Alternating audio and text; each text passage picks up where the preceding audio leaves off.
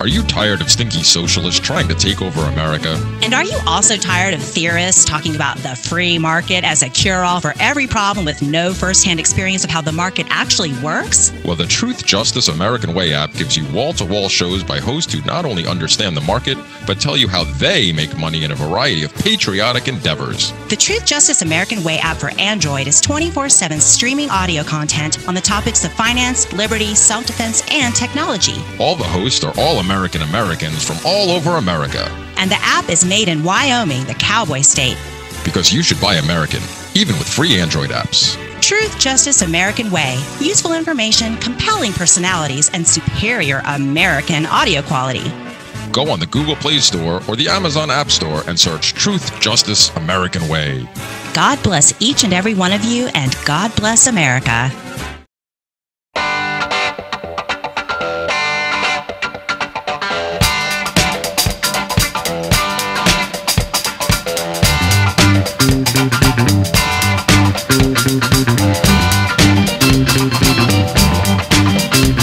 Dead blood in the streets, it's up to my ankles. Feet flat in the streets, it's up to my knee. Feet flat in the street, the town of Chicago. Feet flat on the rise, it's following me. Hello, everybody, and welcome to another edition of Abolitionist Abstractions. As always, we are covered by a BitCot no government license. This allows reuse by anyone except governments and the agents thereof. You can find out more information about this at bipcot.org. So I am back. It's just me this week. Last week I had that episode with Jason Booth, which was a lot of fun to do. We thought we were going to catch a lot more hell for it than we did. I know a lot of people listened. It was downloaded a bunch, but we got a lot of ha-ha reacts and some funny comments, but nobody seemed to be too pissed off, so I guess we didn't rustle as many people as we hoped we were going to, but oh well, we'll just have to try harder next time. Anyway, so this week I actually had a topic I wanted to talk about, kind of like, what's going on in our liberty-esque communities. This is a topic that comes up, all the time, because there's constant the term infighting and whatnot goes back and forth, and yeah, there's a lot of that going on. But before I get into that, I'll give a brief update on what's going on with me for those of you who haven't been following my vlog series, and if you haven't, I have to ask, why the hell aren't you, goddammit? I have a vlog series going on Steemit, and I actually ended up putting it up on YouTube too, although originally I said I wasn't going to because, well, I hate YouTube oh so much. But the first episode, I had a bunch of people actually message me and say, hey, it's not working on DTube for me. Is there any other way I can view this? So I went ahead and put that one up on YouTube, and then I just kept putting the rest of them up there anyway. But yeah, that goes on Steam at first, and it is chronicling my attempted escape from New Yorkistan, which I've talked about a bunch on the show, and of course on the Seeds and in other places. But I'm trying to do a daily series of videos once I actually move out of the house, because as of today's recording, the closing of my house is 8 days away, and at that point I will be living out of my vehicle. And whatchamacallit, I'm doing that vlog series. I started it a couple of weeks ago. It's obviously been delayed because of all the delays with the sale of my house, but I have been trying to do at least weekly updates with that. And I was actually super excited about the last one I put out, because it was talking about how the closing date had finally been set and my actual plans for getting out of here, some of the supplies I had picked up, and talking about, my plans for what I was, going to do with this whole experience and what I was going to try to get out of it. And I actually got one comment, and it actually came through YouTube, which I wasn't expecting, but somebody happened to stumble across it. I think it's because I used the hashtag vanlife, which had been recommended by Shane Radliff from the Vanu podcast, who I actually did his show. Well, him and Jason Booth, my two friends, they're two of the co-hosts of that, and I actually did their show last week, which actually just came out. I think I'll post a link to that in the show notes for this, but it just came out today, I think I saw. But they had told me to use that hashtag if I was going to be promoting this type of stuff, because there's all these different people doing this van nomadism or the Vanu lifestyle or stuff like it all over the place. And they've been coming out of the woodwork to reach out to Shane and Jason. So they said if I use that hashtag, maybe I would get a little more support, a little more, upvotes or likes or retweets or wherever it's shared or whatnot. And sure enough, some guy found me and said he was really interested in the vlog and following up with me and seeing how things go for me, because he's actually been living out of his Nissan Xterra for the past 4+ years and doing what I'm going to try to do on a very small scale. He's been doing it full time and traveling. I think he said he's been back and forth across the country a couple of times, from Mexico to Canada and East Coast to West Coast. Currently, he's on his way back east, and hopefully him and I will actually get to meet up sometime in the very near future, because he's looking to share some of his stories and what he's gone through, and I may actually get him on the podcast. We're gonna try to do that. I'm also gonna try to hook him up with the guys at the Vanu podcast, Shane and Jason, and Kyle too. Those guys, to see if they can do an interview with him too, because this is really exciting stuff, especially for people like us who are really into this whole van nomadism lifestyle. And as I've talked about, and I did talk about in the last video I put out, I'm a huge fan of this lifestyle. Obviously, it's not very conducive because I have a family, and it would be a lot more difficult to do on a full-time basis. But I'm taking advantage of the opportunity I'm given right now and going to try to test it out. So hopefully, I can learn a lot, and then later on, once we finally get out of here and get settled, and hopefully get the farm together and up and running, and I have some help with that, then we can start traveling again, and I'll be able to make use of the the knowledge I learned through doing this by myself for an indefinite amount of time. But anyway, so that's what's going on with that. Again, I'll put links in the show notes for all the other episodes I've put out there. And again, if you're not following those, please consider doing so. You could just go to Steemit or YouTube, the SOL YouTube channel. There's now a section for the Abolitionist Abstraction vlogs. Anyway, so like I said, that's what's going on with me, and if you want more information about that, go check that out. Obviously, next court date's coming up soon too, and I'll have more information about that afterwards. There will be a video court update as usual. So, on to today's topic. As I mentioned earlier, what I wanted to talk about is kind of, the infighting that goes on in the liberty, anarchist, libertarian, whatever these communities we all congregate in on the interwebs mostly. But this has been a constant theme, and there's always there's complaints about infighting, and then there's people who say, oh no, infighting's good and it's it's necessary. I tend to fall more into that camp because, well, yeah, if you're just always agreeing with everybody, then you just have a fucking echo chamber and you usually don't get very much progress. But as far as like the all-out wars that get started, this happens quite often too. I've been involved in a few of them over the years that I've been in these communities myself. Although I've definitely tried to distance myself from them in the past couple of years, because as I've talked about multiple times, my whole attitude has changed over the past couple of years, starting with actually even before that, when I originally stumbled across Ben Stone's Bad Quaker series on Beyond Civil Disobedience, and I just fell in love with it and realized that at least in my opinion, I had been doing a lot of things wrong, and I kind of changed my whole attitude towards activism and what I wanted to do and how I wanted to handle myself and how I wanted to move forward with trying to obtain more freedom for my family and I in my lifetime. And because of that, I also kind of distanced myself from social media. I mean, I'm still there a lot. I obviously still post a lot of content, but I don't engage in as much in conversations, discussions, quasi debates as I used to, because it seems fruitless to me. And so I largely, like I said, I largely just either troll or just lurk on the social media sites these days. I scan my feed, I see what some people are up to, and I'll comment every now and then. But I rarely get involved in stuff because, especially with the drama that gets started, I have no desire, time, whatever. I don't even care. I just don't want to get involved in it anymore. But the latest one has been brought to my attention only because I see it in my feed from so many people on both sides of what's currently going on, I guess.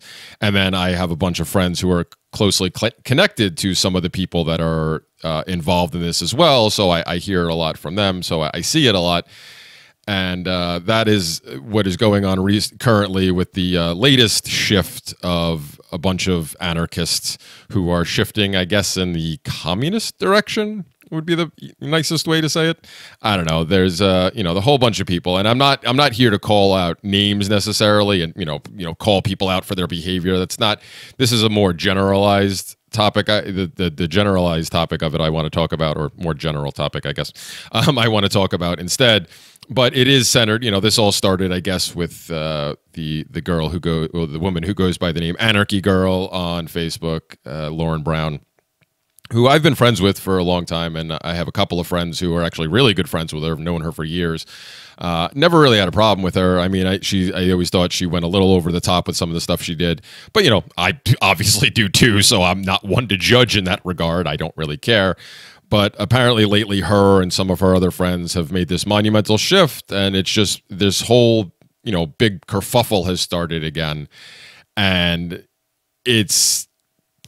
I'm only remarking on it because it's gotten so insane, and people just it's just a continuation of what I've seen actually for the past, I don't know, pretty much ever since I've been in these communities. And that's kind of what I realized. I was talking to some friends the other night about this, and I made a comment about this, and that's kind of what I said. It's like, this really is, some people are shocked. Some people are like, oh my God, what happened? How could these people change their views so drastically? I don't understand what's going on. And, this just seems so out of character, and, all these different comments. And my first thought was, it's not really anything new. This seems to happen. I've been traveling in these circles for the past 5 or 6 years now, I guess.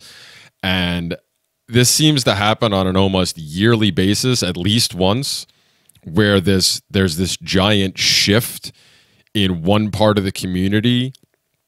And then there's the obvious reaction to that shift. And all this fighting starts, and all these people start complaining about things, and going at each other's throats, and friendships are ended, and people are blocking one another. And I'm all for, obviously, the whatchamacallit, the quote unquote right of disassociation, and of course I say quote unquote right because, well, as we've talked about before, I have a whole issue with the term rights. Anyway, I have no problem with that. You want to associate with who you want to associate with, and you don't want to associate who you don't want to associate with. That's fine. So I don't, I've talked about this before. I'm not somebody who uses the block feature on social media that often. You really have to do something to irritate me, or just constantly babble on about something that I really don't care about, and just like waste my feed space in order for me to block you. And usually even then I'll only unfriend you unless you keep harassing me after that. But, if people want to do that, fine. But, like I was saying, I've seen this over and over and over again. I mean, you just look back to last year, there was the whole push from the alt-right that infiltrated, as some people will say, the libertarian and anarchist communities, and a bunch of people seemed to jump ship and go in that direction. And that, of course, the whole idea of the alt-right was a reaction to the so-called radical left. And it's this pendulum swing back and forth. And it happens through, I guess, society at large. Most people get sucked into this.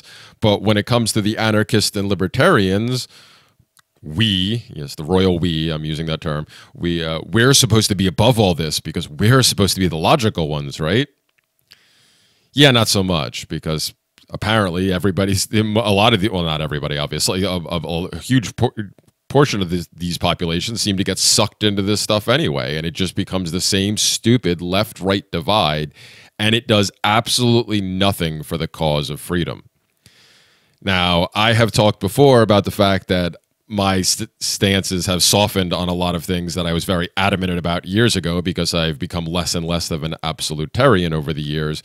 As I've come to, as I've gotten older, gotten a little bit more mature. I don't want to say I'm, totally mature yet. Maybe by the time I'm 50, we'll see. But I've come to realize that I really don't know shit, and I'm perfectly accepting of that and willing to gain as much knowledge as I can and keep learning, because I realize that, education is a lifelong thing, and I have to keep doing that. And I've talked about this in the past before, where it seems a lot of people just, once they jump over to the anarchist side, they seem to stop. They seem to say, "Oh, I have the answer now," and everything else must be wrong. And it's like, well, you've gotten part of the way there, but if you're just shutting yourself out from everything else, then you're not, you're not doing yourself any favors, and you're no longer being very logical. You're just deciding that you have the answer and there can't possibly be another one. It's like, well, then you're claiming knowledge that you really don't, that no human actually has. And that's just silly. Kind of the reason I originally started to distance myself from the ANCAP crowd, not because I didn't agree with a lot of the ideals and whatnot, but because a lot of the people just became so rigid, and I realized I had become that way too. And it's like, well, then you're leaving yourself open to missing a whole lot. And that's so. Like I said, I've seen this go on, and it happened. Happened last year with the alt-right. It happened the year before, and it seems to happen on a yearly basis. Like I said, at least once, a couple times a year. But the latest one, everybody's freaking out. It's like, well, number one, it's not new, like I said, and number two, where is it getting us? Where is it getting the people that supposedly want freedom? I mean, so many people are jumping on either bandwagon, and they're just becoming more absolute in either the positions they already held or the new positions that they've come across. And there's a whole lot of, in the so-called discussions that are going on about it, there's a whole lot of backfire effect taking hold, where they're just becoming more resolved. Their positions are becoming hardened rather than being open to the possibility that they may have missed something, because people are just screaming at each other and, calling each other names. And obviously the ad hominems are flying. Logic is out the fucking window. And it's just, anarchy and not in a good way. And again, if people want to do this type of stuff, if they want to involve themselves, if they want to waste their time like this, I'm not necessarily going to step in and stop them, because, hey, that's your time. You want to waste it.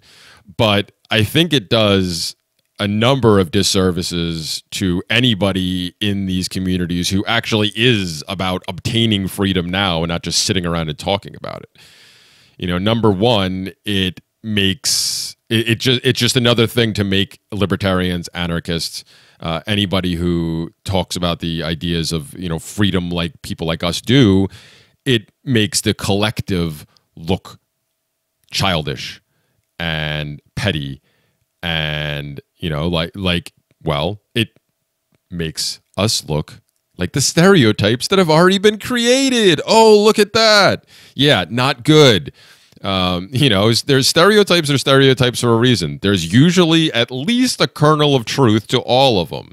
And one of the stereotypes of libertarians and anarchists is they just don't want to follow rules. They just want to do what they want to do, and they hate authority, but blah, all yada yada yada. And and if we got what we wanted, there would just be chaos. And well, we're nowhere near getting what we wanted, but even in the current paradigm, look at the chaos you're creating by just being, well, giant kids. So that doesn't do any good. Regardless of whether you want to care what other people think of you or not, the fact is, the way human nature is currently constructed, perception creates reality. How you are perceived has a huge impact on what happens to you in the real world. Whether that's right or wrong, that's what happens.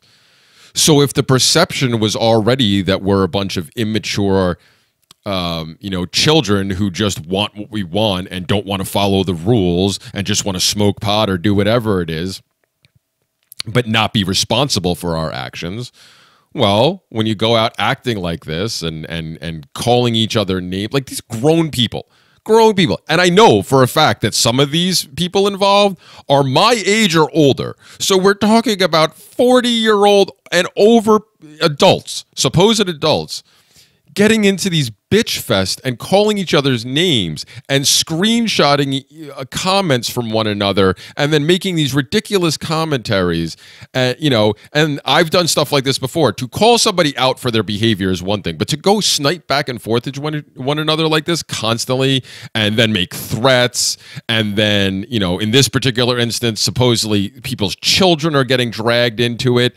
Although I will say on that note, I did read a couple of screenshots from that whole situation last night, and it appears the child in question actually went looking for that particular fight because that child actually went to a particular page and started the conversation.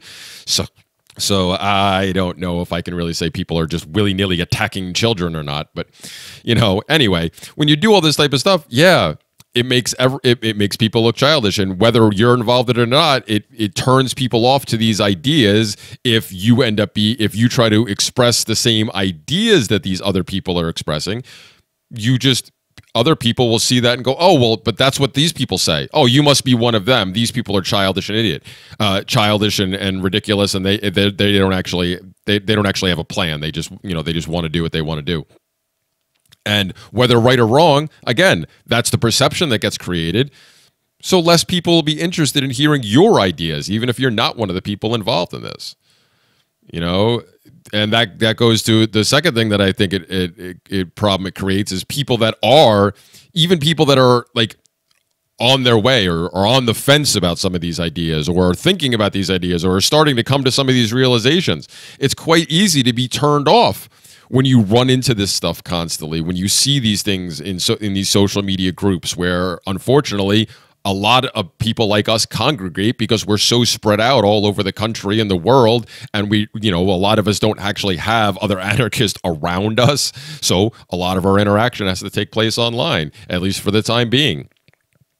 And that's where a lot of people find out about these things. And I've talked about this before. The same thing happens with the military, where people, friends of mine have told me that they were actually turned off originally because they started coming to these ideas, and then they got into some of these groups, and then they found things like the Troops Are Welfare Whores, which is a group I was a big fan of. I used to actually make memes just to send over to them and stuff like that. And I thought it was funny, but after hearing from some people I knew about how that had turned them off to these ideas, and it actually set them back 6 months to a year or whatever, they just walked away from it and said, I don't even want to be involved because this is the way people, this is how people like me are viewed, even though I'm trying to realize what I did wrong and figure out how I could do things better. I'm just automatically looked at as an asshole. Yeah. That, when people get turned off by stuff like that, and you can lose a lot of people. This is the same thing that I talked about after the election, when I kept harping on the fact that everybody should be going after the Democrats and stuff like that, and not attacking them, but trying to show them the error of their ways by saying, see, you did all this and you still lost, and it's still, and like now you can see, hopefully now you'll see that some of the same things are going to happen that we were complaining about before, that the same thing will still go on. And maybe now you'll see, oh, wait a minute, there isn't as much of a difference between the two sides as I thought. And maybe it all is bullshit. I mean, I talked about this right after the election when I had a longtime friend of mine who I stay in contact with here and there, but we've kind of, largely lost touch. But we obviously come from very different worlds these days. He is very much a New York liberal, and I'm obviously an anarchist. And even before that, when I was a Tea Party conservative, we were still very much at odds when it came to the political spectrum. But, he reached out to me right after the election when I kept posting stuff and within the first couple of months, and he was like, wow, man, it just now dawned on me that you're still saying the same things even though somebody else is in office, and you're right. Wait a minute. So it's like sometimes it takes that for people to realize. So that's why I said go after those people then and try to convince them, because there's going to be plenty of people. I mean, the same thing happens after any election. Whichever side loses, there's going to be a bunch of disaffected people on that side. It's the best time to go out and grab them. But even if you have these people who are almost ready to accept the message, for lack of a better term, they can very easily get turned off by witnessing a lot of this behavior. So it doesn't do the rest of us any good for people to engage in it. And the third thing, and this one actually I think bothers me the most out of all this, and that's probably it's really why I felt it necessary, I guess, that I should do an episode on this in particular, because, like I said, these things go on. They negatively affect the community at large, whether you want to think of it that way or not, whether you care about it or not. It's what it ends up doing, because that's the perception that's given for the rest of us, unfortunately. But even if you remove that, if people want to snipe at each other and act like complete children, like, actually, I shouldn't even say that. That's an insult to children. You're acting like I don't even know if I want to insult animals. Like, I don't even know. It's just horrible. Like, kids. You're both just horrible. That meme. But what's now come out of this, and the one thing that, like I said, really pissed me off was, people can argue about this stuff. You can have these stupid discussions, or these fights, and you can get more absolute on each side and not get anywhere closer to freedom, because you're just arguing and theorizing still. But there was a lot of threats that came out. There was a lot of stuff that came out of this. There was threats of doxing because of this. And this is an issue that's obviously very near and dear to me because of what happened to me last year. But even before that, I was never a fan of doxing. And if you're not sure what that term is, I'm pretty sure everybody who listens is. But in case you don't, doxing is basically just releasing somebody releasing your public information, like, name, address, phone number, your contact information that you may not necessarily have out there in public. I mean, it may be able to be found if people look for it, but that you're not plastering it all everywhere. Somebody taking that information and plastering it on social media so that other people can locate you, usually used for the purposes of harassment, as is what happened to me last year. But like I said, even before what happened to me, I was never a fan of this, because I think it's a real scumbag move. I mean, yes, are there certain situations where there is somebody who is doing something so horrible and is not being punished for it in some way, that being able to, and they're hiding and nobody can get a hold and nobody can actually track them down, like being able to use that information to bring justice somehow? Yeah. I'm sure there are situations that somebody could bring to me that I would say, okay, yeah, in that situation, fine. But in general, no. I think the idea of doxing is just messed up, because, especially the way it's used, because it's used in an extremely cowardly fashion, where people love to just out certain people in the hopes that other people online will do something about it. Not so they themselves will do something about it, so that other people, especially the crazy people out there, because there's plenty of people out there that are legitimately crazy and will find information like that and actually go do something about it.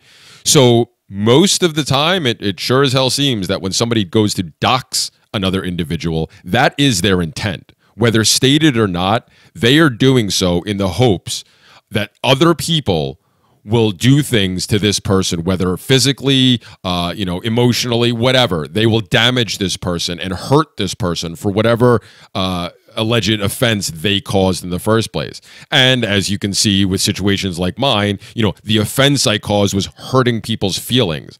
And that warranted my address being plastered all over the place so that people could do drive-bys on my house, stalk me, threaten my friends and family, all this crap. Like, and again, the people that put the address out there originally had no intent of coming here themselves, because if they did, they wouldn't have bothered to put the address out. Or if they did, they would have said, hey, here's the address. I'm headed there right now. Who's coming with me? Even then, I would have a little more respect for that individual if they did that. But no, these people just throw that information out there in hopes that other people will do something about it. And that's some cowardly ass shit. I mean, I've talked about this before. That's why I use the term authoritarian coward to refer to most individuals that believe in government and I've interacted with who have said, who say the typical lines like, anything about, negatively about anarchism or how we need government and all these things and how there has to be a law for this and blah, blah, blah. Yeah. I've used the term. I think I coined the term because I hadn't heard it before. But regardless, I love it. I'm going to continue to use it because I truly believe that I believe that fits. People are authoritarian in nature because they want to control others' lives. They want this law, that law. They want this not to be done. They want this to be done the way they want it to be done. But not just for them, for everybody else. But they're not willing to do things in order to ensure that happens or that doesn't happen. They do that and they want other people to point guns at those individuals to make them do or not do what these people want them to do or not do. And that makes you a coward. If you're not willing to pick up the gun yourself, you're a coward. If you're just going to have somebody else point it at somebody and say, hey, you have to do this because this is what I want you to do. Well, in this same, when it comes to doxing, you're cowardly shits, man. If you dox somebody else with the intent of trying to get somebody else to do your fucking dirty work, you are a cowardly shit. So yeah, I have a real fucking problem with that. And I've seen enough of these threats being thrown around that I think, whether people are actually going to do it or not is another matter, but I would highly advise against not doing it. I mean, I'm obviously not one to tell anybody else what to do, but hey, that's going to cause you a whole lot more shit if you do. Because, you know what, as far as I'm concerned, and as far as a lot of people I know are concerned, you are the aggressor in that case. If you do that with the intent of other people carrying out your dirty work, you're aggressing on that individual. Now, yes, if other people go out and actually do follow through and they're the ones who carry out the dastardly deeds, whatever they are, yeah, they are absolutely responsible for their actions. But you definitely helped put that in motion. And because it was clearly your intent for other people to do that, yeah, you're making an aggressive move there, and that warrants retaliation as far as I'm concerned. So I would advise not doxing other individuals, especially over stupid bullshit like this. I mean, come on. Some people decided they want to go more commie now. Fine, whatever, let them. History speaks for itself. Communism, socialism, at least in the forms of the state, have not boded well for the average individual throughout history. If people want to keep trying that, that's on them. As long as they don't rope you into it. I mean, I've talked plenty of times before about the fact that I have no problem with anybody calling themselves a voluntarist if whatever ideology they're attaching to that they want to engage in voluntarily and don't insist on anybody else not being anybody else engaging in it involuntarily, then you're still a voluntarist. You want, even communism. People claim it can't happen. Bullshit. I'm sorry, folks. Communes have happened, have been successful for extended periods of times. They can work, small scales, whatever. It can happen. Hate to break it to you, but it can. For the people that are so anti-communist. Because, I'm not a big fan of communism. But like I said before, there's one thing to be against certain ideologies. There's one thing to have arguments against certain things. It's a whole other thing to be so absolutarian on one side or the other that, you have blind spots. You can't not, that's a double negative, but you can't not have blind spots if you do that. If you become that absolute and so rigid in your position that everything about this one thing is wrong and everything about your thing is right, yeah, there's no way that you're blind spot free. Can't happen.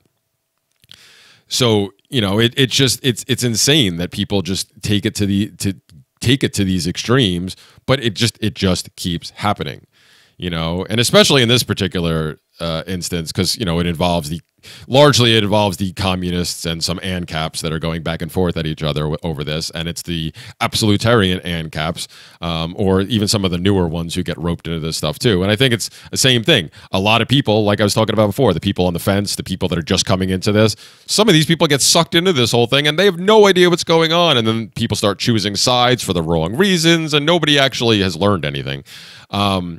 But all these, this particular one, like I said, the whole rent is theft thing has come back up big, and people are posting on both sides about this. And it's so, okay, I am not going to profess to be an expert on, Proudhon? I never pronounce his name correctly. Proudhon, Joseph Proudhon, where that quote comes from originally. But I'm pretty darn sure I remember that I learned that, yes, he did make that statement at one point, but later in life, he went on to clarify. And that's something a lot of people tend to forget or not want to acknowledge because they just found this one quote and it aligns with the narrative they've wanted to create. And they go, see. It's like, no, did you forget the other stuff?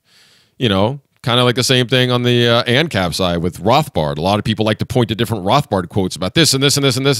This is like, okay, did you follow his whole body of work? Do you realize he changed his position on that later in life? Do you realize, like, most people don't carry the same ideas and don't follow through with that their entire life. People change. It happens. You know, but people get involved in stupid debate. Like I keep using the term debate. It's not debate. Stupid arguments like this without having all the information. They only have part of the information. You get one quote. It's just like, you know, people picking random quotes from the internet and going, see, this proves this and this proves this. That's how stupid conspiracy theories get started. And no, I'm not against conspiracy theories in general. Obviously, I know plenty of those have actually proved out to be true. But plenty of the stupid ones get started by these quotes taken out of context, quotes taken from people at one point in their life when they totally radically changed their position, even publicly changed their position later in life, and still going, see, this is what they said then. It's like, you're missing the big picture, man. You're not getting it all. So, you know, like I said, largely I think this thing is silly other than the doxing thing, because that's really fucked up shit, people. Again, don't dox other people. It's really fucked up. You're being an aggressive asshole if you are, especially if you're not going to follow through yourself. You're a cowardly shit. You're an aggressive, cowardly shit. There you go. Maybe that should be the title for the show, Aggressive, Cowardly Shits. Anyway. So like I said, largely I don't care if you want to battle these things out, but if a lot of these people involved in these stupid arguments claim to be for freedom, whatever their ideology currently is or what they believe in or what it's shifting to or whatever, if they still claim to believe in freedom and freedom of the individual, and people being free to do what they want, then you're not doing yourself or any of the rest of us any favors by continuing to do this year after year and keep getting sucked in to the bullshit left-right divide, no matter what the topic is, and falling back in to the statist mentality of everything is like, so many things are like black and white. It's like, no, dude, no. You're supposed to be the logical one, right? Black and white fallacy is one of the most common ones. You should always, whenever there's a black and white decision put in front of you, you should question that. Not saying that there aren't some black and white decisions, but on the whole, yeah, it's not a bad idea to question it, because more often than not, there ends up being another option. There aren't just the two that people want to put in front of you in order to force you into making a decision that you may not want to make or you may not necessarily believe in. Anyway, I think, let's see, 30-something minutes. Yeah, I've ranted on enough about this. Like I said, overall, if people want to engage in these stupid debates and you want the ANCOMs and the ANCAPs and whatever, and do whatever you want. I don't care. I've talked about it enough. I've drifted away from a lot of these groups largely because I've decided to start seeking out people, regardless of what they claim their ideology to be, that just I agree with on a large portion of stuff, and we are actually not only willing, but are going to engage in actively doing things about it right now. Or in my case, in the very near future, as soon as I could finally get the hell out of New York. But like actively doing these things and actively trying to obtain freedom instead of bitching at each other on the internet about it. So, you know, like I said, do what you want. I highly recommend against doxing because you're gonna look really bad if you do. But otherwise, do what the hell you want. But Jesus Christ, people, try to learn from the mistakes of the past years, because plenty of these people are the same ones getting sucked into it time and time again. You're not learning. You're not growing. You're not fucking helping. Anyway, that's enough for today. So this has been Abolitionist Abstractions. I do thank everybody for listening. All of my information can be found at either solpodcast.org or at steemit.com/@abolitionistj, which of course is where all the content gets posted first. And if you would like to help out this show, you can, of course, there's a myriad of ways you could donate. They will all be in the show notes. You can, of course, always donate directly to the SOL Patreon, which, as I've discussed before, most of that ends up going to me eventually anyway. So if you just want to donate to this show, don't feel bad about donating to SOL. You're helping me out regardless. But I do thank everybody who's continued to help out through the donations and through Patreon and a myriad of other ways. You people rock. And, I wouldn't keep doing this if it wasn't for you guys, so thanks. Anyway, once again, this has been Abolitionist Abstractions, and I'll catch you next time. Love, peace, and voluntary interactions for all.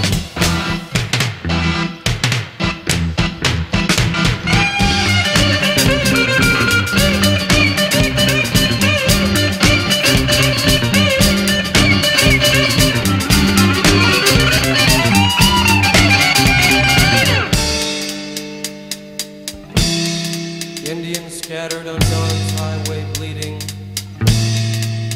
Ghosts crowd the young child's fragile eggshell mind.